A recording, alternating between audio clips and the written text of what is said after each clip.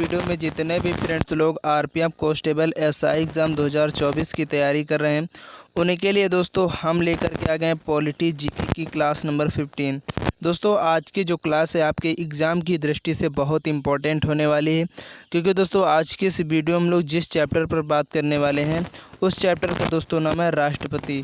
दोस्तों राष्ट्रपति से संबंधित आपके हर एक परीक्षा में एग्ज़ाम में जो है क्वेश्चंस पूछे जा चुके हैं प्रीवियस ईयर में। दोस्तों आपका जो आने वाला एग्ज़ाम है इसमें 100% दोस्तों 2 से 3 क्वेश्चन ज़रूर आने वाले हैं, क्योंकि हर एक एग्ज़ाम में दोस्तों इस टॉपिक से क्वेश्चन बनता ही बनता है। तो आप लोग ज़रूर दोस्तों इस वीडियो को एक बार शुरू से लास्ट तक पूरी देखिएगा, क्योंकि बहुत इंपॉर्टेंट सेशन होने वाला आपके एग्ज़ाम के लिए। तो आइए दोस्तों हम लोग स्टार्ट कर लेते हैं बिना टाइम वेस्ट किए हुए। दोस्तों आपकी स्क्रीन पर फर्स्ट क्वेश्चन है कि भारत में कार्यपालिका का अध्यक्ष कौन होता है। दोस्तों ये क्वेश्चन आपके हर एक परीक्षा में बहुत बार पूछा जा चुका है। तो चलिए आप लोग बताइएगा इस क्वेश्चन का राइट आंसर क्या होगा। और वीडियो में आगे बढ़ने से पहले मैं आप लोगों से एक छोटी सी रिक्वेस्ट करना चाहूँगा कि जितने भी दोस्त लोग हमारे इस चैनल पर पहली बार आए हैं, अगर आप लोग चैनल को अभी तक नहीं सब्सक्राइब किए हैं तो आपको चैनल को सब्सक्राइब करना बिल्कुल भी नहीं भूलना। तो चलिए इस क्वेश्चन का जवाब क्या होगा कि भारत में कार्यपालिका का अध्यक्ष कौन होता है, आप लोग बताइएगा।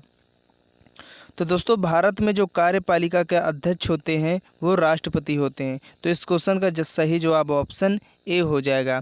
अगर दोस्तों बात करें यहाँ पर कि जो कार्यपालिका की शक्तियाँ हैं, दोस्तों जो कार्यपालिका है आपकी, जो आपको याद रखना है कार्यपालिका की शक्तियाँ किस में निहित होती हैं। ये क्वेश्चन दोस्तों आपके एग्ज़ाम में बहुत बार पूछा जा चुका है कि जो कार्यपालिका की शक्तियां हैं वो किस में निहित होती हैं।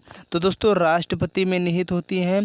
और ये जो बात है, ये जो दोस्तों बात है किस आर्टिकल में कही गई है संविधान के, तो आर्टिकल आपका 53 में ये बात कही गई है कि जो कार्यपालिका की शक्तियां होंगी वो राष्ट्रपति में निहित होंगी। आर्टिकल 53 में ये बात कही गई। तो आपको याद रखना है, क्योंकि ये जो पॉइंट्स है बहुत बार आपकी परीक्षा में पूछा जा चुका है। तो चलते हैं नेक्स्ट क्वेश्चन की तरफ।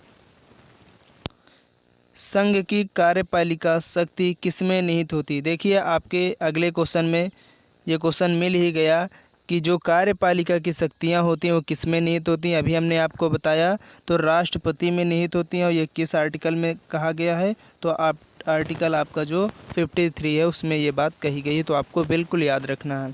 दोस्तों आज के इस टॉपिक का, आज की इस वीडियो का हर एक क्वेश्चन बहुत इंपॉर्टेंट होने वाला आपके एग्ज़ाम के लिए, क्योंकि दोस्तों ऐसे क्वेश्चन हैं जो आपके परीक्षा में किसी न किसी एग्ज़ाम में पूछे गए हैं। तो इसलिए इम्पोर्टेंट सेशन है, आप लोग ज़रूर वीडियो के लास्ट तक बने रहिएगा।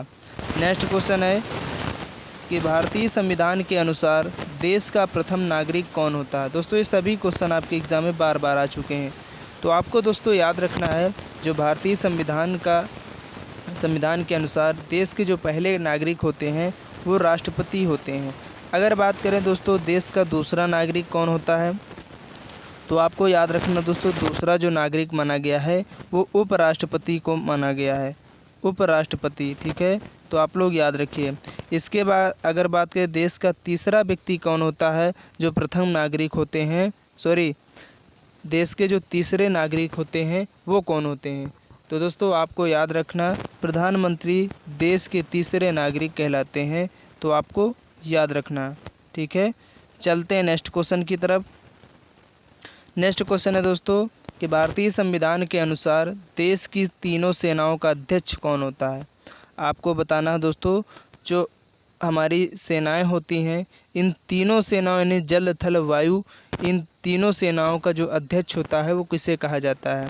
तो दोस्तों इन तीनों सेनाओं के जो अध्यक्ष होते हैं वो राष्ट्रपति ही होते हैं। तो आपको याद रखना है। चलिए इसके बाद अगला क्वेश्चन है कि भारत का राष्ट्रपति होता है यानी भारत का वास्तविक शासक, राज्य का संवैधानिक अध्यक्ष, या राज्य और सरकार का अध्यक्ष, या बहुमत दल का नेता होता है। चलिए आप लोग बताइएगा कि भारत का राष्ट्रपति क्या होता है। तो दोस्तों आपको याद रखना भारत को जो राष्ट्रपति होता है वो राज्य का संवैधानिक अध्यक्ष होता है। तो इस क्वेश्चन का राइट आंसर ऑप्शन बी हो जाएगा। चलते हैं नेक्स्ट क्वेश्चन की तरफ कि भारतीय सशस्त्र सेनाओं का सर्वोच्च कमांडर कौन होता है। दोस्तों सेनाओं का अध्यक्ष पूछे या सेनाओं का सर्वोच्च कमांडर पूछे, दोस्तों इस क्वेश्चन का आंसर राष्ट्रपति ही होगा, तो आपको याद रखना है।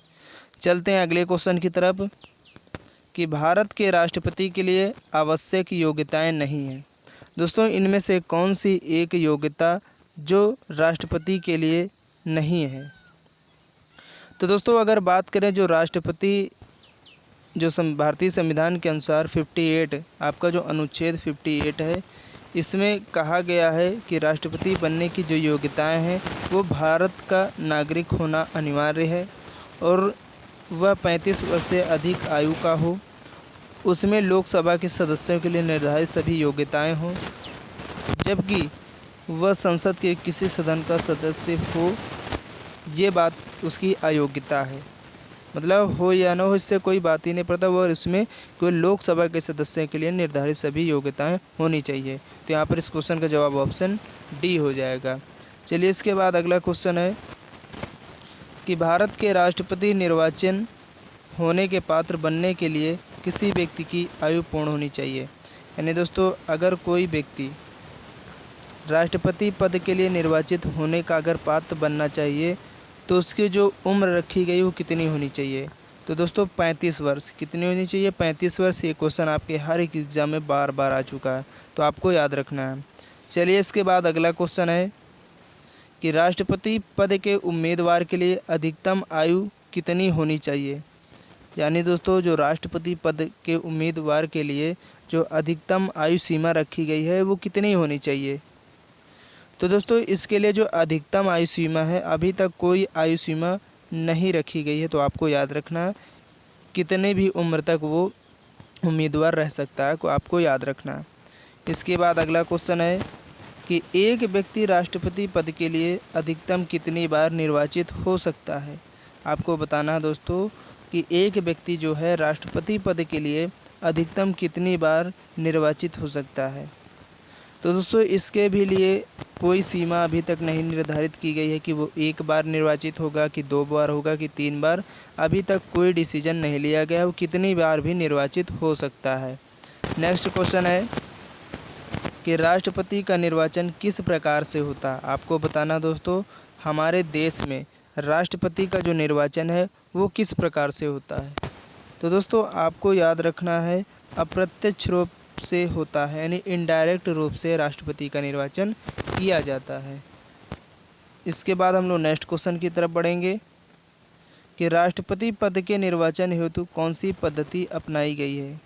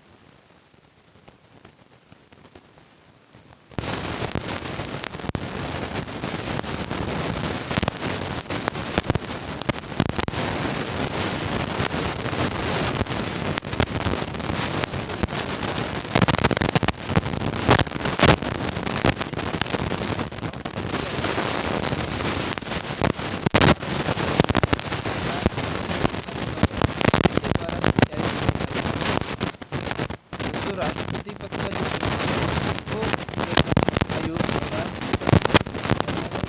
संसद इसके बाद नेक्स्ट क्वेश्चन है कि भारत में किसके चुनाव में आनुपातिक प्रतिनिधित्व चुनाव प्रणाली अपनाई जाती है। ये अभी हमने आपको बताया है। यहाँ पर आपको दूसरी हिसाब से क्वेश्चन पूछ लिया गया, थोड़ा लैंग्वेज चेंज कर दी गई है। वहाँ पर पूछा गया कि भारत में राष्ट्रपति का चुनाव है उसके लिए कौन सी प्रणाली अपनाई गई है, और यहाँ पर पूछ लिया गया प्रणाली का नाम दे दिया गया कि भारत में किसके चुनाव में आनुपातिक प्रतिनिधित्व चुनाव प्रणाली अपनाई जाती है। तो दोस्तों राष्ट्रपति के, ठीक है। तो इस क्वेश्चन का जवाब ऑप्शन डी हो जाएगा। इसके बाद अगला क्वेश्चन है राष्ट्रपति चुनाव संबंधी मामले किसके पास भेजे जाते हैं। अभी दोस्तों इस क्वेश्चन का जवाब आपको पीछे बता चुके हैं। वहाँ पर राष्ट्रपति चुनाव जो विवाद संबंधी, यहाँ पर विवाद शब्द हटा दिया गया कि राष्ट्रपति चुनाव संबंधी जो मामले हैं वो भी उच्चतम न्यायालय के पास ही भेजे जाते हैं। तो आपको याद रखना है। नेक्स्ट क्वेश्चन है कि किस अनुच्छेद के तहत राष्ट्रपति तथा उपराष्ट्रपति के निर्वाचन से संबंधित विवाद का निर्णय उच्चतम न्यायालय द्वारा करने का प्रावधान संविधान में किया गया है।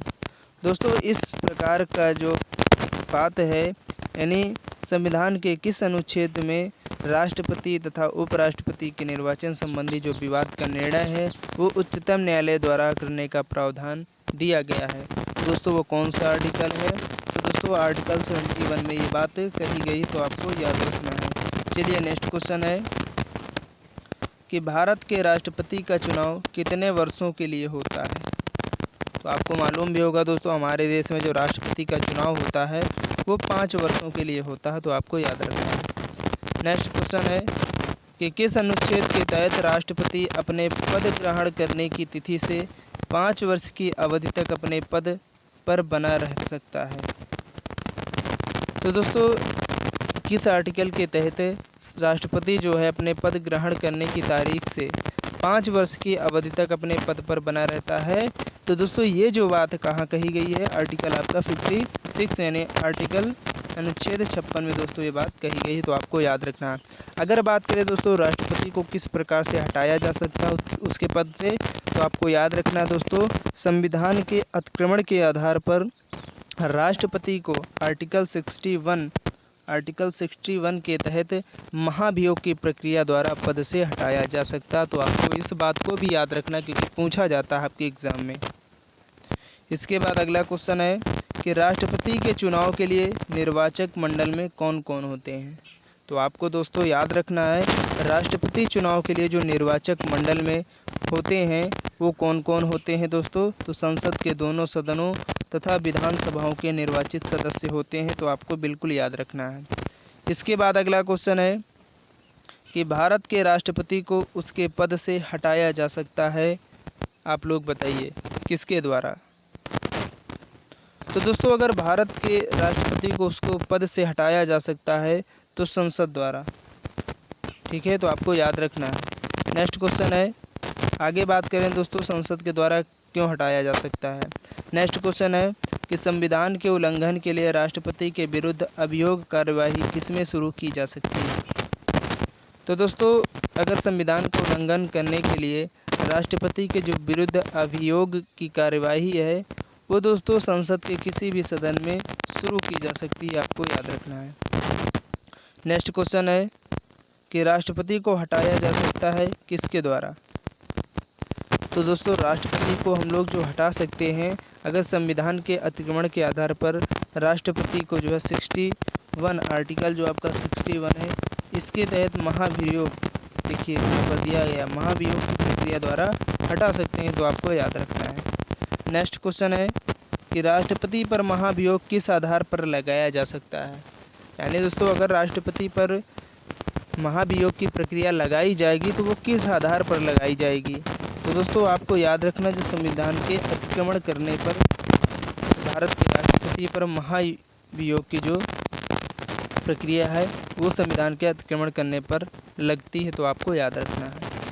नेक्स्ट क्वेश्चन है कि राष्ट्रपति पर महाभियोग की प्रक्रिया किस देश के संविधान से ली गई। दोस्तों बहुत बार आपके हर एक एग्जाम में पूछा हुआ क्वेश्चन है कि जो महाभियोग की प्रक्रिया वो किस संविधान से ग्रहण की गई है? तो आपको याद रखना दोस्तों, अमेरिका के संविधान से। चलते हैं, नेक्स्ट क्वेश्चन है कि भारतीय राष्ट्रपति को किस परिस्थिति में अपने पद से त्यागपत्र देना पड़ता है? यानी दोस्तों, अगर राष्ट्रपति को ऐसी कौन सी परिस्थिति में अपने पद से जो है त्यागपत्र देना पड़ सकता है? तो दोस्तों वो है महाभियोग लगने पर। ठीक है, तो आपको याद रखना है। और दोस्तों आज के इस वीडियो का लास्ट क्वेश्चन है 30 कि सदन में राष्ट्रपति के विरुद्ध महाभियोग प्रस्ताव पास करने के लिए कितने सदस्यों का समर्थन चाहिए? तो दोस्तों आपको याद रखना, अगर राष्ट्रपति के खिलाफ महाभियोग का जो प्रस्ताव है पास करने के लिए जो सदस्यों का समर्थन चाहिए, वो सदन के कुल सदस्यों में से कम 2/3 सदस्यों का समर्थन चाहिए, तभी दोस्तों राष्ट्रपति को महाभियोग की प्रक्रिया के द्वारा उसके पद से हटाया जा सकता है। तो आपको याद रखना दोस्तों, आज के इस जो टॉपिक था राष्ट्रपति, इससे जितने भी इम्पोर्टेंट क्वेश्चन थे वो सभी हम लोग कवर कर लिया। और दोस्तों अभी कुछ क्वेश्चन बाकी हैं, तो उन क्वेश्चन को दोस्तों मैं अगली वीडियो में आपके सामने लेकर के आऊँगा। तो आप लोग दोस्तों ज़रूर इस वीडियो को एक बार शुरू से लास्ट तक पूरी देखिएगा जब भी आपको टाइम मिले, क्योंकि दोस्तों इस टॉपिक का एक एक क्वेश्चन आपकी एग्ज़ाम की दृष्टि से बहुत इंपॉर्टेंट है, क्योंकि प्रीवियस ईयर में एनालाइज करने के बाद हर एक एग्ज़ाम में दोस्तों इस टॉपिक से क्वेश्चन पूछा ही गया। तो आपके एग्ज़ाम में भी 1 से 2 क्वेश्चन आने के पूरे चांसेस हैं। तो आपको बिल्कुल भी मिस नहीं करना इस वीडियो को। और अगर आप लोग अभी तक इसके जो पहले हमने पॉलिटी की चैप्टर वाइज जो क्लास आप लोगों को प्रोवाइड की, अगर आप लोग उनको नहीं देखा तो प्ले लिस्ट दोस्तों मिल जाएगी, आप लोग वहां से देख सकते हैं। तो चलते हैं दोस्तों अगली वीडियो के लिए, तब तक के लिए जय हिंद जय भारत।